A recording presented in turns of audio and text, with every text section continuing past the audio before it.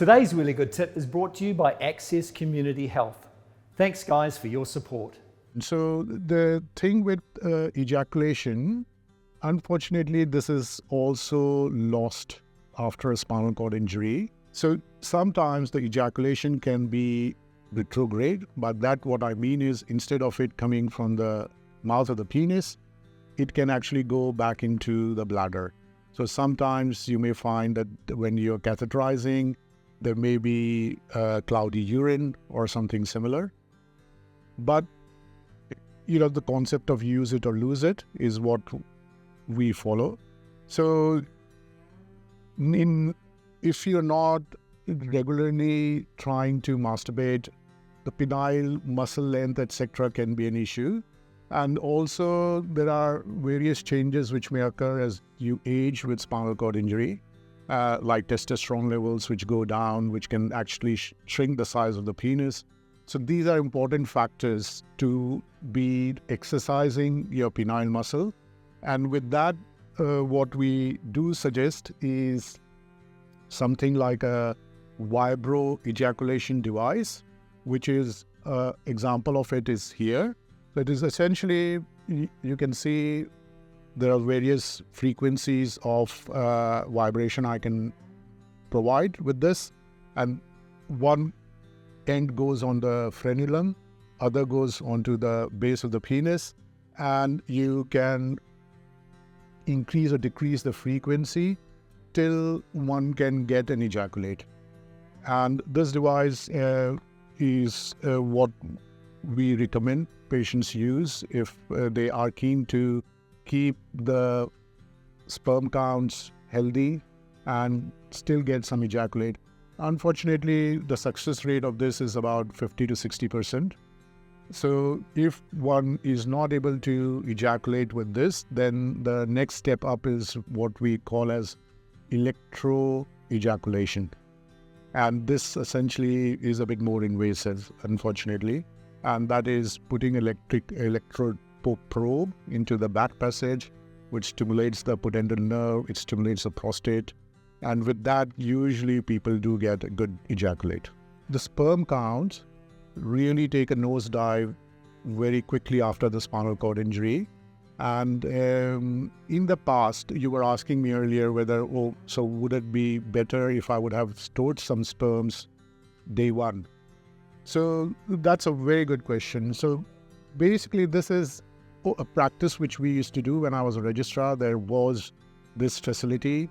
But more and more, as we have learned over the years, this has not really been that successful.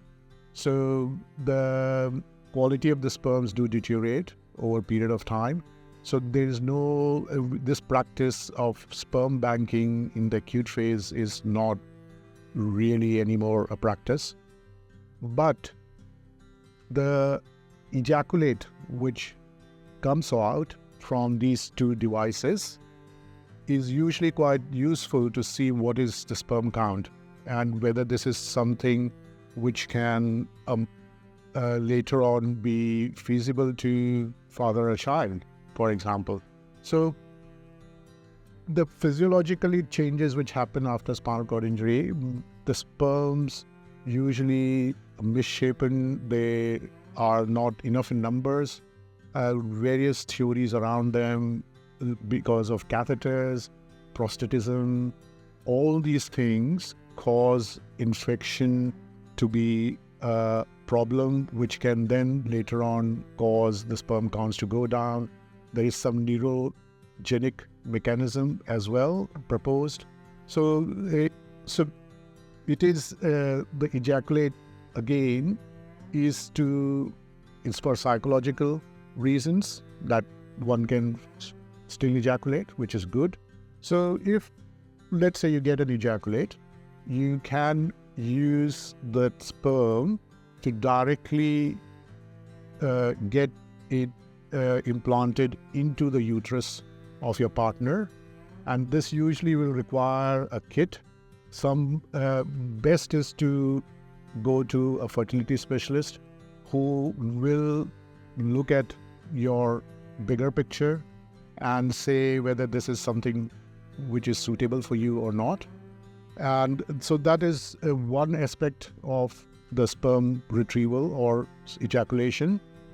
But more and more people are looking into IVF. So what happens is usually in my practice, I would refer you to fertility associates, which are fertility specialists and doctors, who then will look at the sperm counts if that is feasible. But most of the times they do testicular aspiration.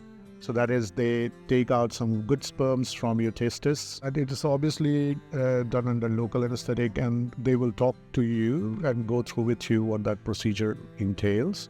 And obviously in all these discussions, your partner's health and the obstetrics gynecological health is very important. So they may also want to do some hormonal assays and tests on your partner as well.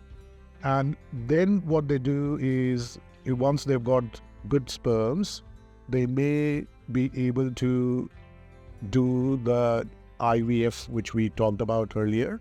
And then once the cells have grown into certain stage, they then can implant it into your partner's uterus. So this is certainly a possibility.